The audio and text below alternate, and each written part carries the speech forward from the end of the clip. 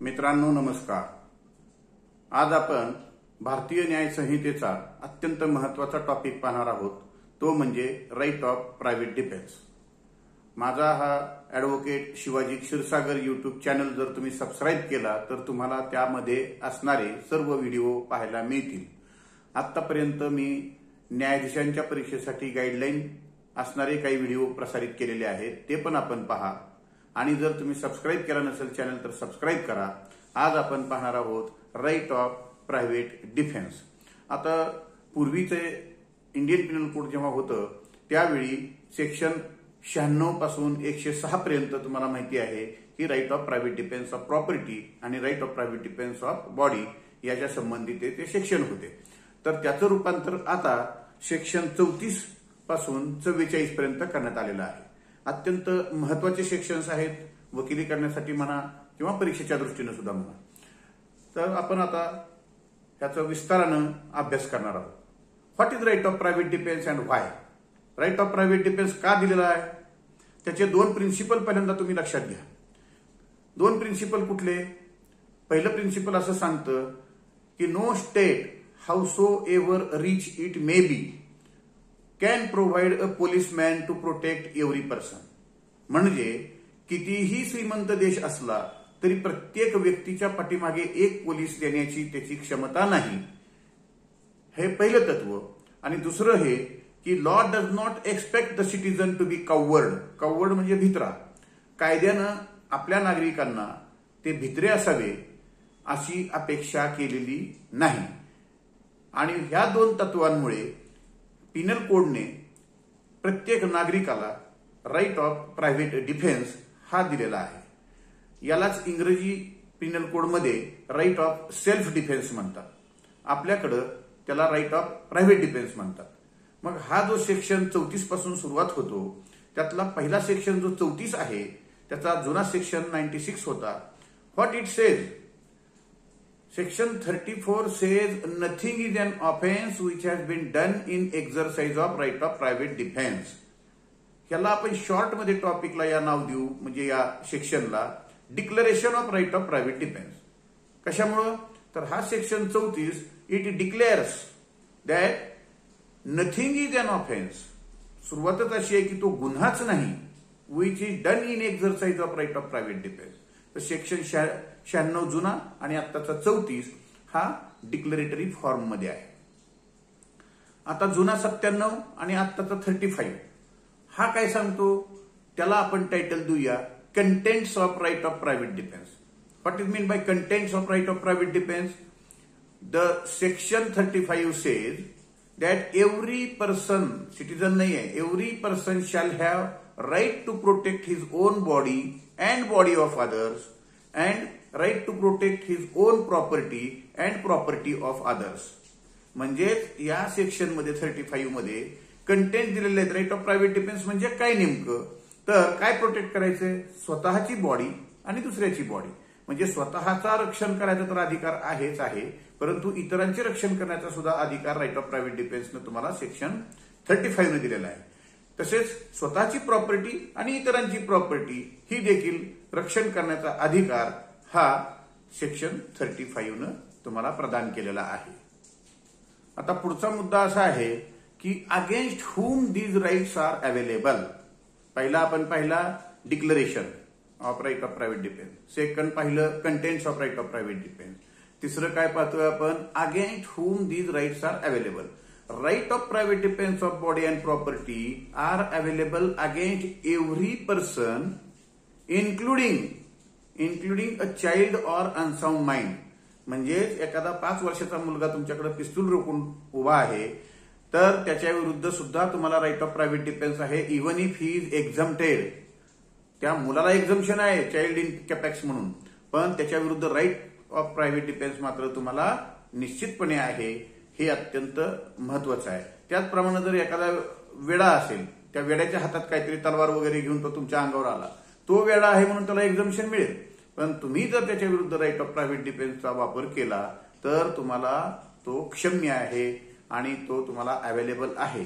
म्हणून against whom right of private defence is available हे section 36 मध्ये अत्यंत महत्वाची बाब आहे. Now section 37. Section 37 talks about the limitations or restrictions on right of private defense. Right of private defense वापरत असताना त्याच्यावर काही मर्यादा आहेत. तर पहिली मर्यादा ही अशी आहे की there is no right of private defence against a person who is exercising his right in good faith and his act is justifiable by law. एखादी व्यक्ती जर त्याचं कृत्य जस्टिफायबल बाय लॉ आहे किंवा he is bound by law to do, म्हणजे उदाहरणार्थ police officer warrant बजावायला आला असेल, तो तुम्हाला अरेस्ट करत असेल, त्याच्या विरुद्ध राईट ऑफ प्रायव्हेट डिफेन्स नाही. तर हा एक पहिला लिमिटेशन आहे. त्याचप्रमाणे the public servant who is exercising his right, public servant जर त्याचं कृत्य करायला आला असेल, बेलीप आला असेल कब्जा घेण्याकरता, तर त्याच्या विरुद्ध right of private defence of property आहे म्हणून तुम्ही त्याला मारहाण करू शकत नाही किंवा तुम्ही फोर्स वापरू शकत नाही. तर पहिलं लिमिटेशन काय, there is no right of private defence against a person whose act is justified by law. Second limitation, it is not available against the public servant who is exercising his power under the law. Therefore, you have to see the limitations. पुढचा limitation काय आहे की right of private defence is not available when you have time to take recourse of lawful authority. उदाहरणार्थ एखाद्या व्यक्तीला phone आला की उद्या पहाटे 4 वाजता मी तुझ्या घरावर दरोडा टाकणार आहे, असा आदल्या रात्री फोन आला. यानं म्हणलं माझ्याकडे बंदूक आहे, मी बसून मला राईट ऑफ प्रायव्हेट डिफेन्स आहे. तर असं नाही. If you have time to seek recourse of the public authority, then you have to first take the recourse of public authority. पहिल्यांदा तुम्ही काय केलं पाहिजे, पोलिसांची मदत घेतली पाहिजे आणि त्याच्यानंतर मग आलंच अंगावर तर मग तुम्हाला राईट ऑफ प्रायव्हेट डिफेन्स निश्चितपणे आहे. त्यानंतरचं लिमिटेशन काय आहे, proportionate force shall be used. Disproportionate force shall not be used. For example, if a person having a very small stick in his hand and he is attacking you, you cannot fire at him at once. एखाद्या व्यक्तीच्या हातामध्ये एक छोटीसं एक काठी आहे आणि तो अंगावर यायला लागलाय, लगेच तुम्ही त्याला बंदुकीनं मारू शकत नाही. Reasonable or proportionate force shall be used. अशा प्रकारचे जे लिमिटेशन्स आहेत हे तुम्हाला पाहायला मिळतील सेक्शन 37 मध्ये. So till now we have seen the declaration of right of private defense, contents of right of private defense, against whom right of private defense available, and limitations on right of private defense. हे 4 point कायमस्वरूपी लक्षात ठेवायचे, कुठल्याही परीक्षेमध्ये तुम्हाला फायद्याचं आहे. आणि हे 4 जे सेक्शन्स आता सांगितले 34, 35, 36, 37 हे जे आहेत हे कॉमन दोन्हीसाठी आहेत. Right of private defence of body आहेत, right of private defence of property आहे. म्हणजे कुठलाही प्रश्न विचारला तर हे सेक्शन त्याला अप्लाय होतात. त्याच्यानंतरचं सेक्शन 38 मात्र काय आहे की when right of private defence of body extends to causing death. याचा अर्थ असा की तुम्ही राईट ऑफ प्रायव्हेट डिफेन्सचा वापर करताना when you can cause the death of other person, समोरच्या हल्लेखोराची डेथ झाली तरी परवा नाही असं तुम्ही कधी म्हणू शकता. तर त्याची लिस्ट इथं दिलेली आहे ए पासून जी पर्यंत. जी पूर्वी होती तीच लिस्ट आहे. आणि ती कशी आहे, if there is a reasonable apprehension of your death. तुम्हाला जर मृत्यूची भीती असेल, तुमच्यावरचा होणारा हल्ला जो आहे तर त्यानं भीती कशाची आहे, डेथची भीती आहे तुम्हाला, तर you can cause death of the other person. त्यानंतर तुम्ही if there is an assault which cause the apprehension that grievous hurt or rape will be caused. म्हणजे पहिल्या ह्याच्यामध्ये तुमच्या जीविताला भीती आहे, दुसऱ्यामध्ये ग्रीवियस हर्टची भीती आहे किंवा रेप होण्याची भीती आहे. म्हणजे समजा एखाद्या महिलेवर रेप होण्याची शक्यता आहे असं तिला वाटलं तर तिनं स्वतःच्या शिलाचं रक्षण करण्याकरता किंवा रेप पासून स्वतःचा बचाव करण्याकरता जर समोरच्याचा खून केला किंवा त्याला ठार मारलं तरी सुद्धा it is exempted under this section 38 because it says when right of private defence of body can be cause to cause death. त्यानंतर तिसरा आहे म्हणजे पहिला काय पाहिला आपण तुम्हाला मर्डरची भीती आहे, दुसरं ग्रीवियस हर्टची भीती, तिसरं रेपची भीती, चौथं इंटेन्शन ऑफ ग्रॅटिफाईंग अननॅचरल लस्ट. म्हणजे रेप आणि अननॅचरल लस्ट मध्ये फरक आहे. अनैसर्गिक कृत्य करणारा असेल समोरची व्यक्ती तर त्याला ठार मारलं तरी जस्टिफायबल आहे. त्यानंतर किडनॅपिंग अँड ॲबडक्शन. तुमच्यावरचं जर हल्लेखोराचा हेतू असा आहे की तुम्हाला ॲबडक्ट करायचंय किंवा किडनॅप करायचंय, in such circumstances the death is justified. त्यानंतर an assault with the intention of wrongfully confining the person with intent to cause his death etc. समजा एखाद्या व्यक्तीला अशा पद्धतीने रॉंगफुली कन्फाईन करायला लागलेलं आहे की उद्या त्याच्या मृत्यूची भीती आहे, एका खोलीमध्ये त्याला बंद करायला लागलेलं आहे, तर he can cause the death or if he causes the death that is justified under the law. आणि last an act of throwing or administering acid, म्हणजे ऍसिड अटॅक सध्या प्रस्त माजलं होतं, म्हणजे चेहऱ्यावर ऍसिड टाकणं, चेहरा विद्रूप करणं. अशा प्रकारे जर एखाद्या महिलेच्या अंगावर त्यानं ऍसिड टाकायला लागला आणि त्या महिलेच्या हातात पिस्तूल असेल, चाकू असेल किंवा काठी असेल आणि तिनं जर मोठ्यानं अटॅक केला समोरच्यावर आणि त्याचा मृत्यू झाला, sir that lady will get exemption under section 38 because it says when right of private defence of body extend to cause death. अशी ही 6-7 गुन्ह्यांची एक लिस्ट आहे की अशा प्रकारचा गंभीर गुन्हा जर तुमच्या बॉडीशी होणार असेल तर you can cause death or your right of private defence will extend to cause death of another person. अशा प्रकारे सेक्शन 38 मध्ये 7 सिरियस गुन्हे बॉडीच्या संदर्भातले असे दिलेले आहेत की ते गुन्हे घडत असल्याची भीती जर वाटली तर डेथ इज जस्टिफाईड. त्यानंतर सेक्शन 39 मध्ये काय सांगितलेलं आहे, एनी ऍक्ट और any harm other than death can be caused. Section 38 सांगितलेलं आहे डेथ इज जस्टिफाईड आणि त्याच्यानंतरच्या सेक्शन 39 सांगितलेलं आहे की any other harm other than death, एखाद्याला ठार मारणं सोडून इतर गोष्टी करायला तुम्हाला परवानगी ह्या सेक्शन नुसार दिलेला आहे. पूर्वीचा हा सेक्शन 101 होता, तो आता सेक्शन 39 आहे.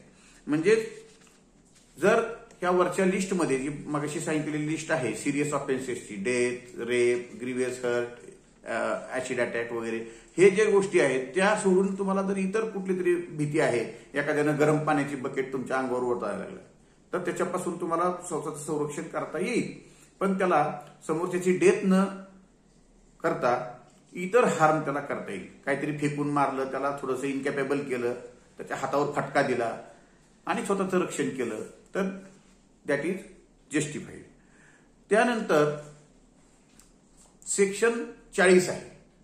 आता सेक्शन 40 काय सांगतो, commencement and continuation of right of private defence of body. Commencement and continuation of right of private defence म्हणजे काय, हा राईट ऑफ प्रायव्हेट डिफेन्स निर्माण कधी होईल आणि तो कंटिन्यू कुठपर्यंत राहील. उदाहरणार्थ एखाद्या व्यक्तीनं तलवार घेऊन तुमच्या अंगावर धावत यायला लागलेला आहे, त्याच्याकडे पाहून तुम्ही पिस्तूल त्याच्याकडे रोखल्यानंतर त्यानं तलवार टाकली आणि पळून चालला.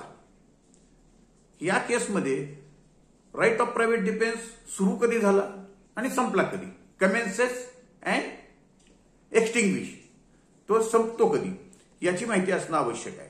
As soon as danger comes or arises your right of private defence begins. As soon as danger ends right of private defence ends. उदाहरणार्थ त्यानं धावत यायला लागलाय, तुम्ही पिस्तूल दाखवल्यानंतर त्यानं तलवार टाकल्यानंतर तुमचा राईट ऑफ प्रायव्हेट डिफेन्स संपला. तो पळून चालल्यानंतर त्याला ठार मारण्याचा अधिकार तुम्हाला राहणार नाही. म्हणून याला म्हणतात commencement and continuation of right of private defence. It commences as soon as assault commences. It ends as soon as assault ends. तुमच्यावरचा हल्ला सुरू झाला, राईट ऑफ प्रायव्हेट डिफेन्स सुरू झाला. हल्ला थांबला, राईट ऑफ प्रायव्हेट डिफेन्स थांबला. त्याला लगेच पाठीमागे जाऊन त्याला पिछा करून ठार मारण्याचा अधिकार नाही. ठीक आहे, तुम्ही त्याला पकडून हवाली करणं पोलिसांच्या वगैरे ठीक आहे, किंवा त्याला थोडीशी इजा करणं ठीक आहे, पण डेथ तुम्हाला त्याची करता येणार नाही. किंवा राईट ऑफ प्रायव्हेट डिफेन्स मध्ये मी हे कृत्य केलंय असं म्हणण्याचा तुम्हाला राईट राहणार नाही. असं हे सेक्शन 40 आहे. म्हणजेच आतापर्यंत आपण काय पाहिलं?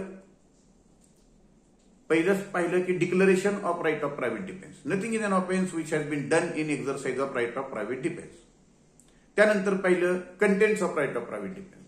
Right of private defence includes to protect his own body and body of others, to protect the property of his own and property of others. त्यानंतर पाहिलं limitations, against whom these rights are available, हे पाहिलं अगोदर आपण. The right of private defense are available against every person including minor, child, unsound mind, etc.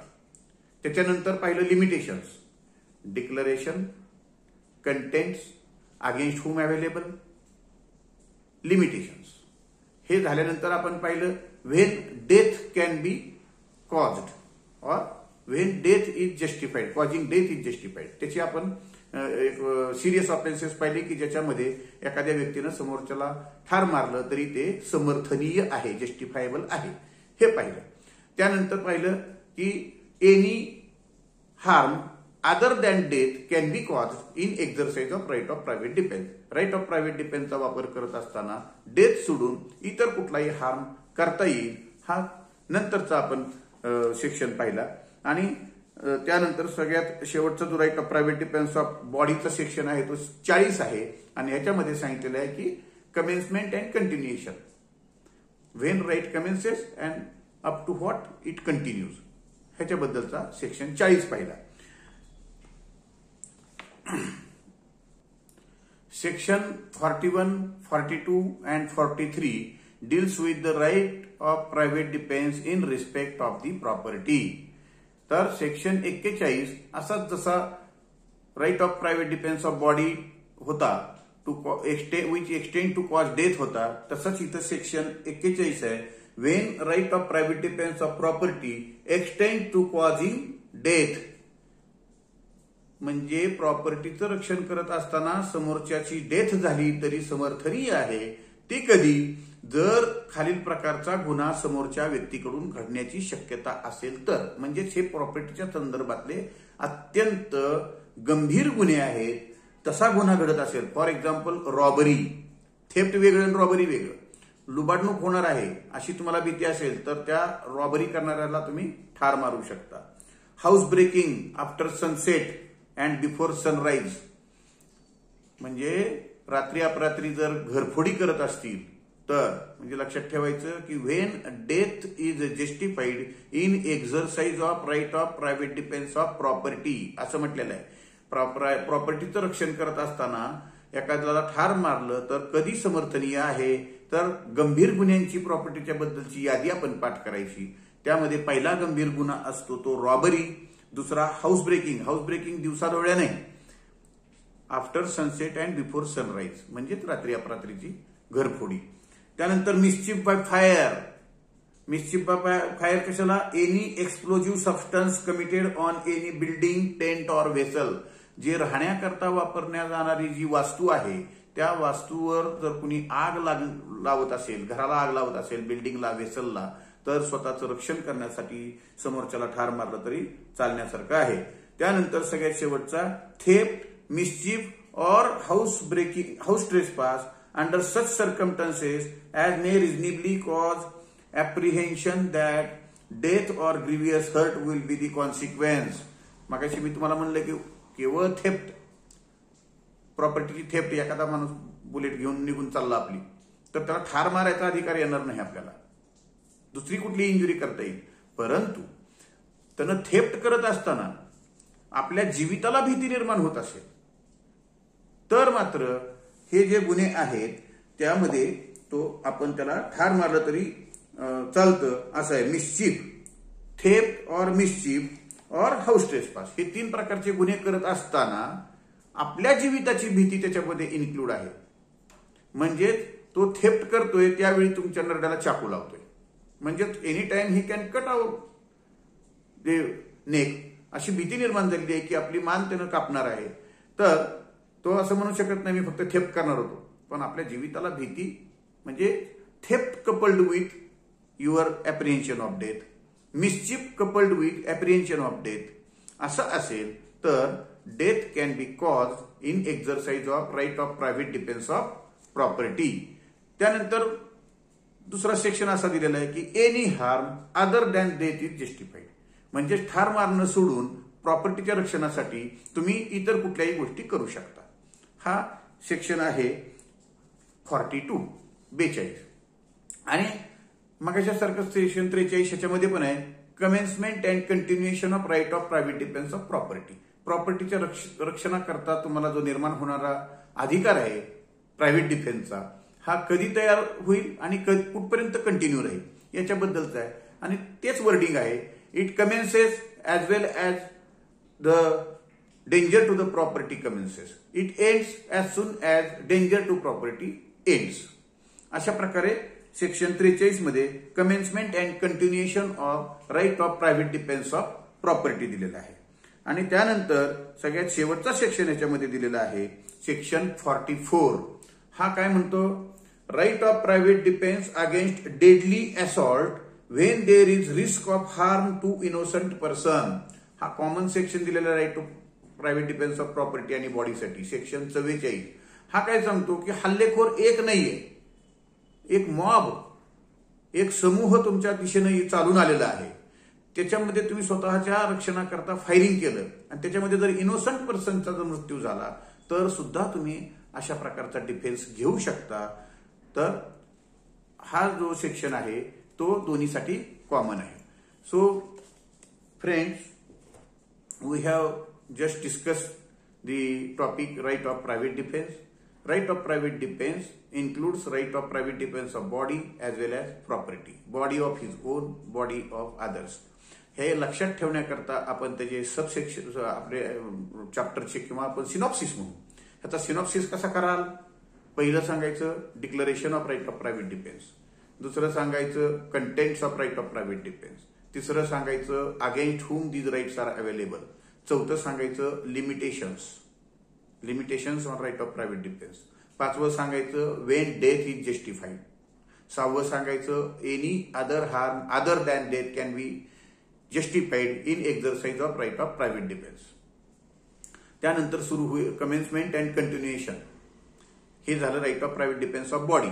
Property विचारलं तर त्यामध्ये पण तसंच when death is justified, any other harm other than death is justified, commencement and continuation of right of private defence of property, आणि सगळ्यात शेवटी death of innocent person may be cause during the attack. अशा प्रकारचा हा right of private defence आहे. अत्यंत महत्वाचा topic आहे. तुम्ही हे लेक्चर ऐकत असताना जर समोर बेरॅक ठेवला तर तुम्हाला इतका कायमस्वरूपी लक्षात राहील. आणि त्याचबरोबर शेवटचं आवाहन पुन्हा एकदा करतो की तुम्हाला हा व्हिडिओ पाहत असताना जर इतर व्हिडिओ सुद्धा तुम्हाला पाहता यायचे असतील तर हा व्हिडिओ तुम्ही सबस्क्राईब करा. तुमच्या जवळच्या मित्रांना, कोण लॉला बसलेले असतात, काही लोक पोलीस परीक्षेला बसलेले असतात त्यांच्यासाठी सुद्धा, किंवा जे सध्या पोलीस डिपार्टमेंटमध्ये काम करत आहेत त्यांच्यासाठी, ह्या सर्वांसाठीच हा महत्वाचा विषय आहे. आपण तो शेअर करा इतरांनाही.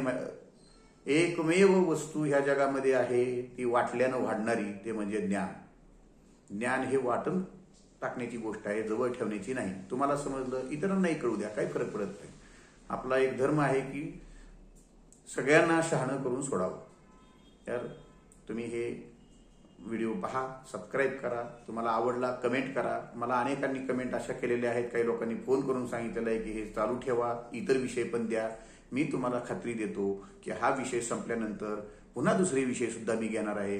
हे माझं कार्य कंटिन्यू राहणार आहे. अनेक व्हिडिओ बनतील, तुम्हाला वेळोवेळी अभ्यासासाठी उपयोगी पडतील. धन्यवाद.